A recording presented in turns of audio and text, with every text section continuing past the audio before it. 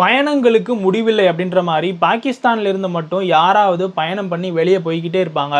ஒன்று பாகிஸ்தானில் இருக்கக்கூடிய மக்கள், இல்லைன்னா அந்த நாட்டை ஆண்ட பிரதமர்கள் அங்கே இருக்கிறத வாரி சுருட்டிட்டு இங்கிலாந்துக்கோ இல்லை அமெரிக்காவிலையோ போய் செட்டில் ஆயிடுவாங்க.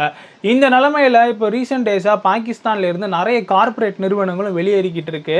மைக்ரோசாஃப்ட், ஷெல்லு, எல்இலிலி மாதிரியான கம்பெனிகளோட வரிசையில் இன்னைக்கு கத்தாரினுடைய அல் தானி அப்படின்ற கம்பெனியுமே பாகிஸ்தானினுடைய குவாசிம் போர்ட்டில் இருக்கக்கூடிய அந்த ஒரு பவர் ப்ராஜெக்ட், அதாவது நிலக்கரி மூலியமாக மின்சாரத்தை உருவாக்கக்கூடிய அந்த ஒரு பவர் பிளான்ட்ல $1 பில்லியன் வரைக்கும் இன்வெஸ்ட் பண்ணியிருந்தாங்க. அதை அவங்க இப்போ எடுத்துட்டு பாகிஸ்தானை விட்டு வெளியேற போகிறாங்க அப்படின்ற மாதிரியான தகவல் வருது.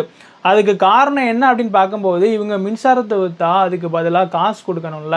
ஆனால் பாகிஸ்தான் அரசாங்கம் காசை கொடுக்காம ரொம்ப நாளாகவே டிமிக்கி கொடுத்துருக்காங்க.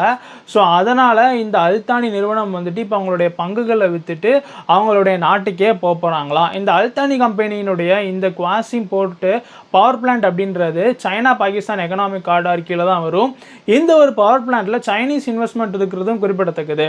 ஆனால் கத்தார் வந்துட்டு $1 பில்லியன் அப்படின்றதுனால எடுத்துகிட்டு போயிட்டாங்க. ஆனால் சைனாவை பொறுத்தளவுக்கு பல்லாயிரம் கோடி அப்படின்றதுனால என்ன செய்யன்னு தெரியாமல் முழிச்சுக்கிட்டு இருக்கிறதா சொல்லப்படுது.